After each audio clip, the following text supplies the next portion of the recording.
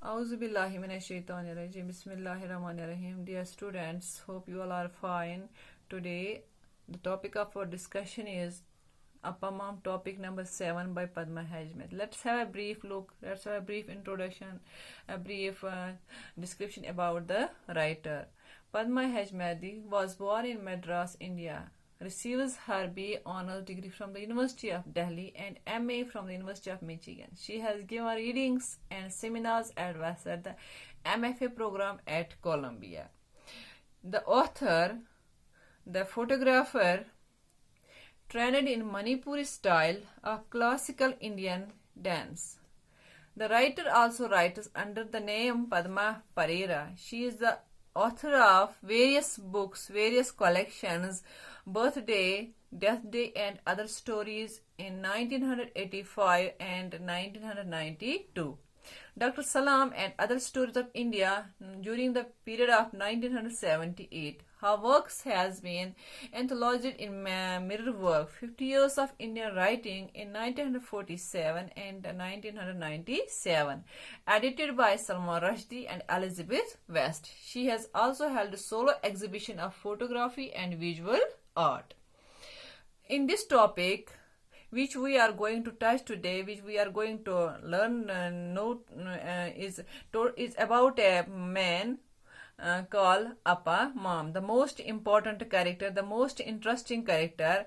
This Appamam is an interesting short story by a well-known writer named Padma Hajmeti, where we are introduced through a character called Appamam to a class of people who are always claiming to have skills and knowledge which actually they don't have. The author describes Appamam as the most intriguing person of all her uncles, cousins, and other relatives. He claims to be a sannyasi or looked at differently by different characters in the story.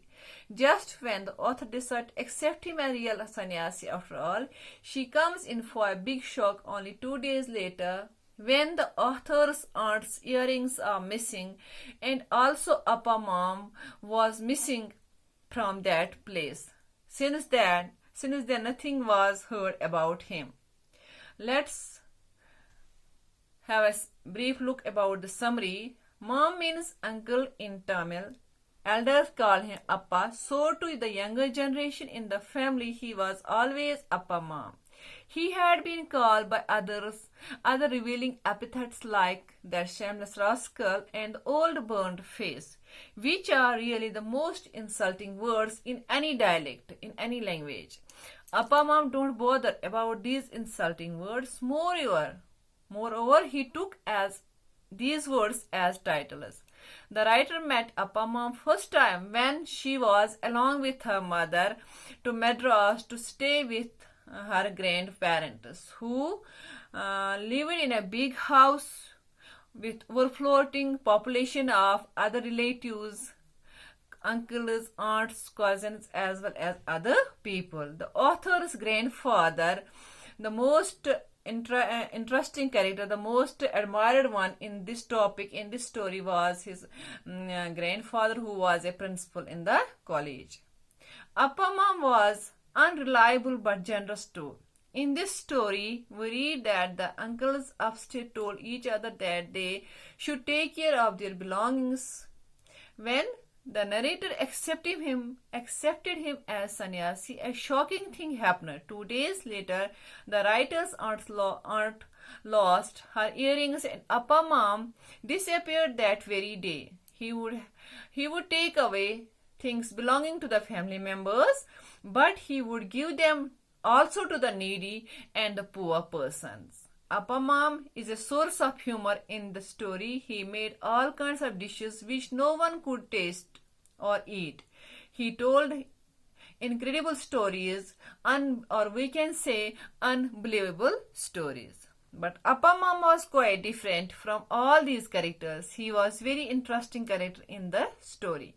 He claims to be a sannyasi. When the author and her mother reached Madras, they found him sitting comfortably in the grandfather's chair, smoking his bidi. His head was, Appamama's head was clean shaven, his forehead liberally smeared with ashes, and was reading a newspaper in a very comfortable manner. His behavior did not make him look so spiritual. When the writer's mother asked him where he had been all these years, he gave him a strange response. Oh, my dear, I had been in mountains meditating there. He always told different things to different people, different persons about where he had been all those days, depending on their individual tastes and power of appreciation. Sometimes he would disappear with some money or other things from the house. This made some members of the family lock up their belongings. After hearing this, the writer asked her mother if Appamma was a thief. The young writer asked her mother that if Appamma was a thief, but her mother tried to defend the Appamma, and said that everybody talked his taking things, but no one mentioned how easily he gave those things to the poor and the needy persons. As an ascetic, he did not believe in possessions.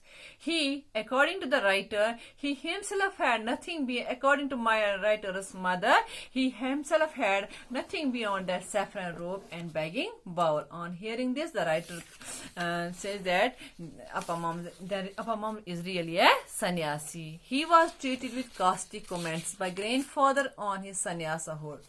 But he didn't feel upset. He was least insulted and hurt by these bitter remarks which were passed on him. The writer found Appamama's way of being sannyasi both indefinable and unpredictable. There were no rules to bind him, no ties to hold him up. Sometimes Appamam disappeared from house for days together without any explanation, and then appeared on the doorstep one morning, unshaven, wearing a saffron robe and carrying his begging bowl. But he was always as cheerful as ever. He has different stories for every person according to their taste, according to their appreciation. He knows how to defend himself in front of everyone in that particular house. He was a peculiar sort of person. Appamama's nightmare was a part of the family legends which was to grow around him late. His previous visit had been a long one. Then he had been away for 3 years. One night he came back. He had brought with him the 25 rupees he had taken from grandfather's desk during his last visit. The uncle said that good act had brought on the nightmare. Grandfather woke up at midnight. He found Appamam yelling something nonsense. He was also seen dancing like Darvish around his bed. Appamam was, however, a peculiar sort of person. When grandfather thrashed him, Appamam, he just looked at him in silence, without speaking, without uttering a single word. After some time, he said this gibberish. Cats, that's what it was. You don't keep cats. He here pretended himself, and he went back to bed. When the writer had listened to all that, she felt sorry for Appamam because she was unable to decide whether she calls Appamam a sannyasi or a something else, or a charlatan, means a clever person. He continued to be cheerful and happy, so go lucky, deriving comfort out of just being alive without worrying about things in the least. One day Appamam's disciples came. They were a collection of people wanting to know whether the sannyasi was at home and whether they might get his darshan, his personal blessings. Grandfather was surprised to learn that he had a disciple, but he said that don't laugh at me in front of my disciples. Dear, he had got some disciples and he was revered as a saint. All the members of the family reacted in their own way, expressing wonder. In the meantime, Appamam finished his breakfast. He was not at all disturbed by the general amusement and derogatory remarks being made from all sides. Then he said quite strongly that they should not laugh in front of his disciples.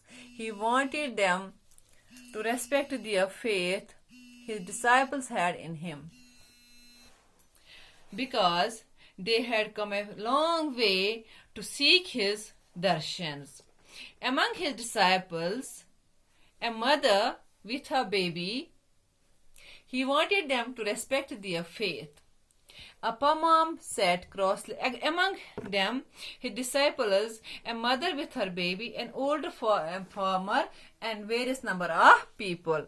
He sat cross-legged under the neem tree at the back of the house. He saw his disciples one by one. They include a mother with her baby. All of them had come with offerings. All the members of family watched him blessing his disciples, something they had never thought of. That night, when the disciples had left and everybody had gone to bed, the writer told her mother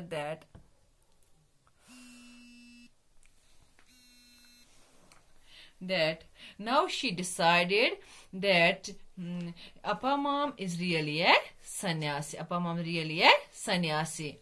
But after 2 days, the earrings of writer's aunt were missing, and so was Appamam. No one in the family had heard of him since then. This is all about the Appamam, topic number 7, written by Padma Hajmeri. Now, in next topic, we will discuss the character of Appamam and other important characters. Till then, have a nice day.